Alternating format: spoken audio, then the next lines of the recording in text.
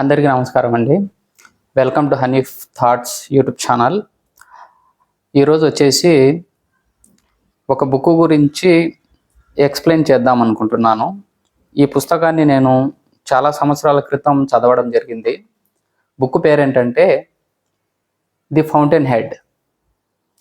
ఈ పుస్తకాన్ని రాసిన వాళ్ళు అయాన్ రాండ్. తను వచ్చేసి ఒక ఫేమస్ రచయిత్రి. తను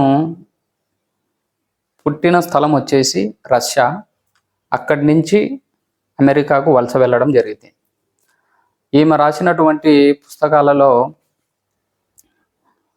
అత్యంత ఫేమస్ అయిన బుక్స్లో ఈ బుక్ కూడా ఒకటి.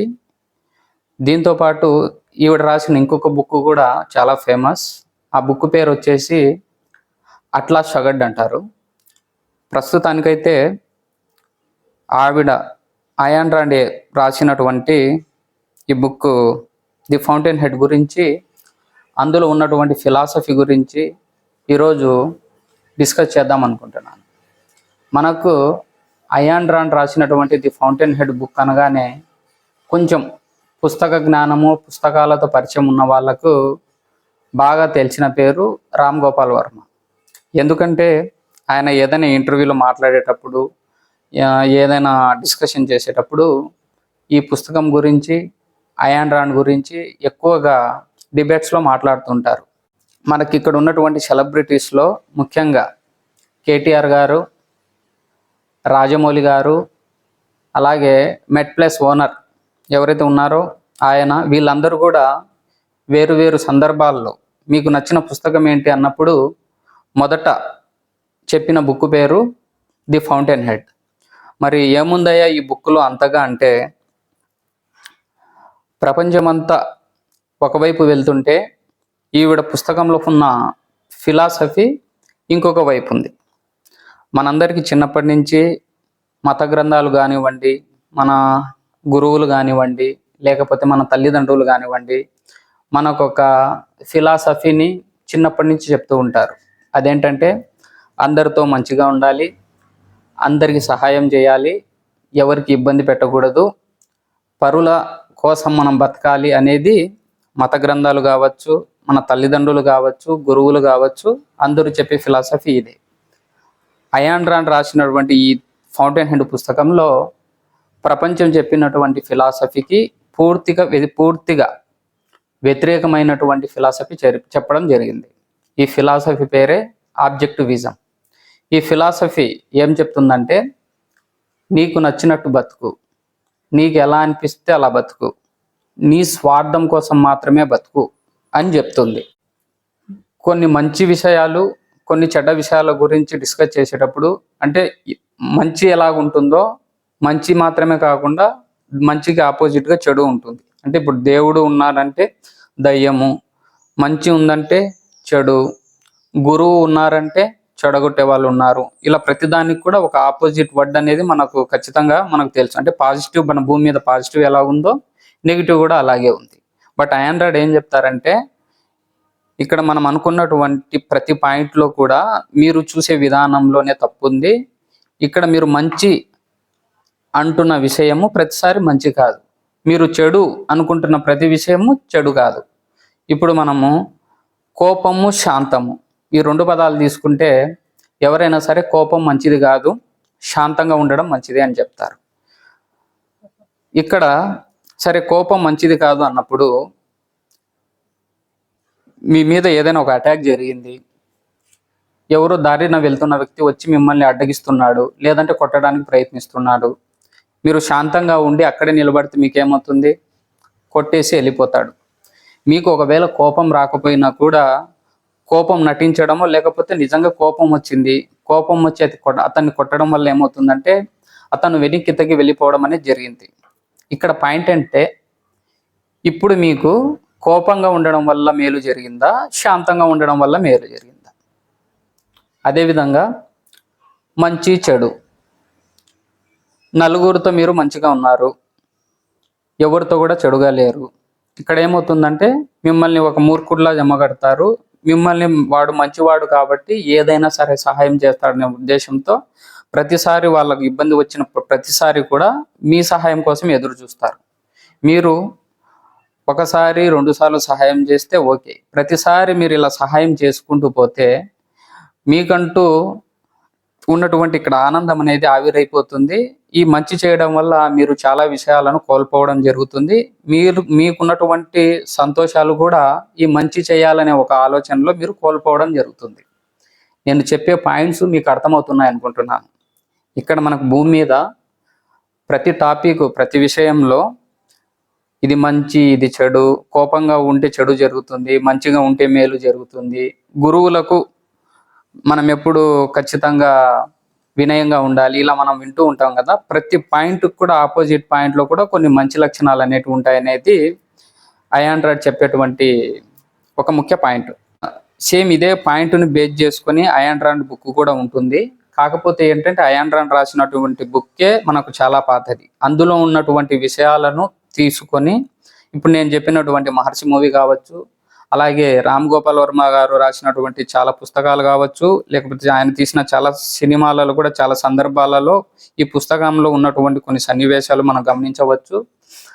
ముఖ్యంగా పూరి జగన్నాథ్ గారి సినిమాలలో కూడా ఈ అయాన్ రాడ్ గారి ఫిలాసఫీని మనము పర్టికులర్గా చూడొచ్చు.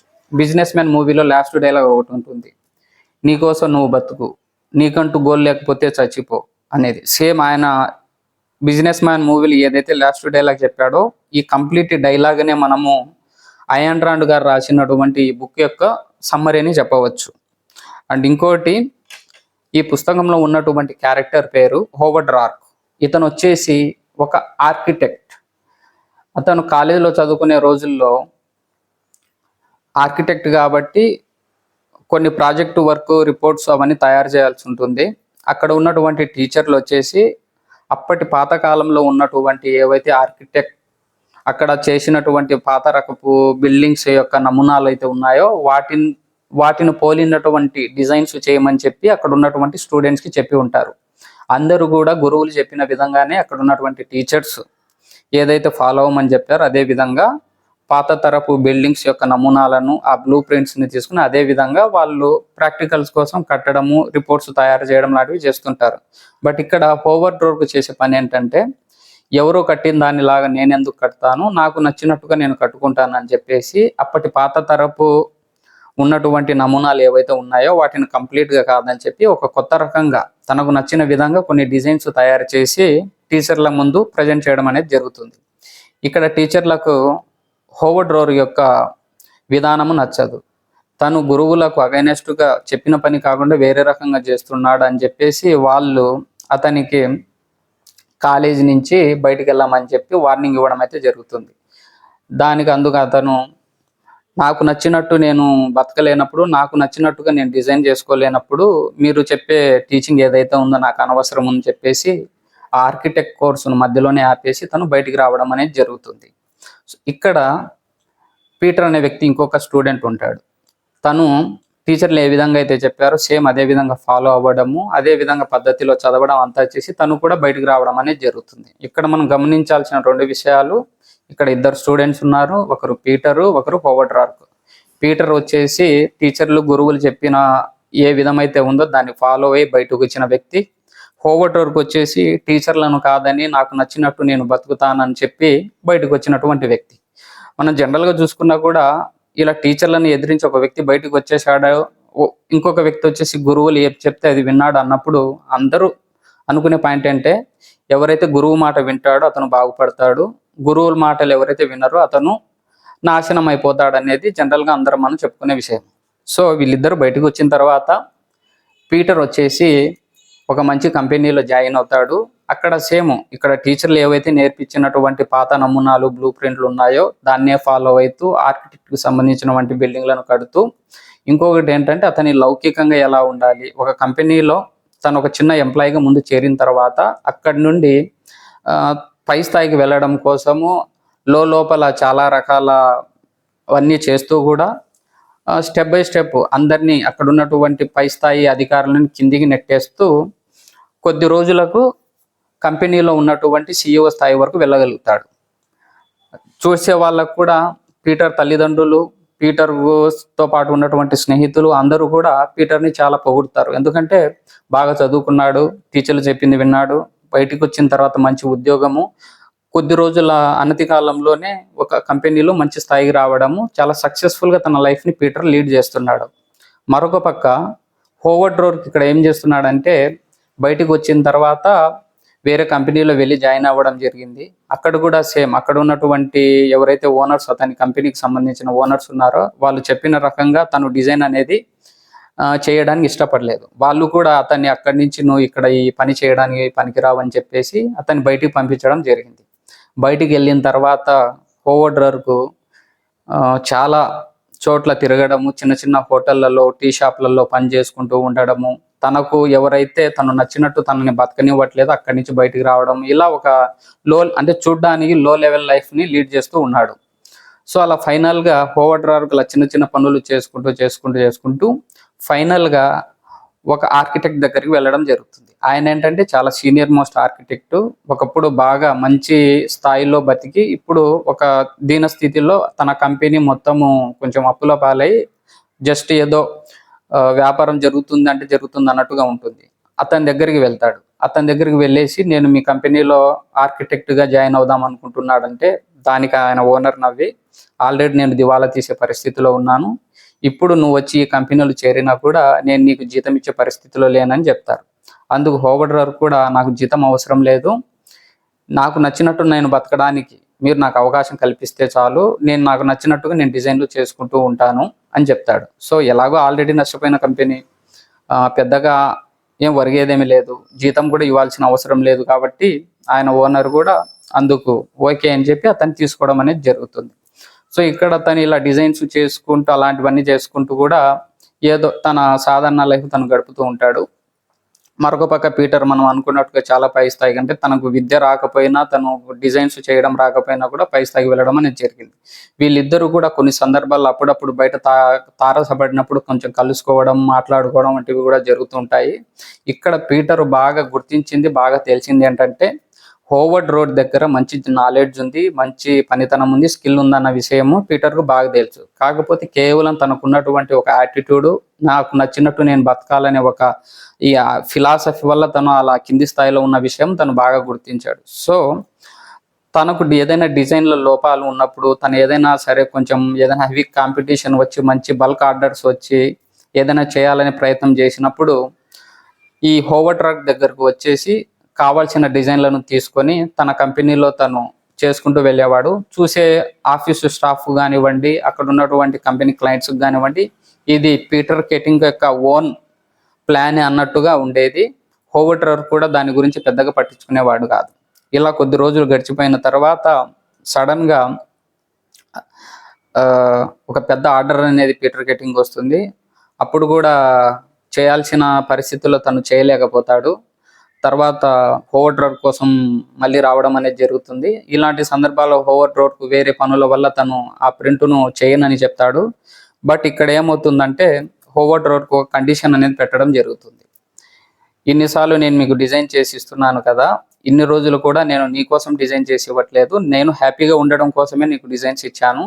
ఇప్పుడు ఏంటంటే నేను ఇప్పుడు ఏదైతే డిజైన్ చేసి నీ చేతికి ఇస్తానో అదే డిజైను, అదే బ్లూ ప్రింట్తో అక్కడ ఆర్కిటెక్ట్ ఎవరైతే ఉంటారో ఎవరైనా కానివ్వండి అదే బిల్డింగ్ కట్టాలని చెప్పి ఒక షరతు మీదనే నీకు ఈ బ్లూ ప్రింట్ అనేది ఇస్తానని చెప్పి పీటర్ దగ్గర హోవర్డ్ రోర్క్ మాట తీసుకుంటాడు. అందుకు పీటర్ కెటింగ్ కూడా అంగీకరిస్తాడు. నువ్వు చెప్పినటువంటి ప్లాన్ ప్రకారమే ఖచ్చితంగా బిల్డింగ్ కట్టడం అనేది జరుగుతుందని చెప్తాడు. అందుకు సరే అని చెప్పేసి హోవర్డ్ రోర్క్ వచ్చేసి తన ప్లాన్ని పీటర్ కెటింగ్ ఇవ్వడం అనేది జరుగుతుంది.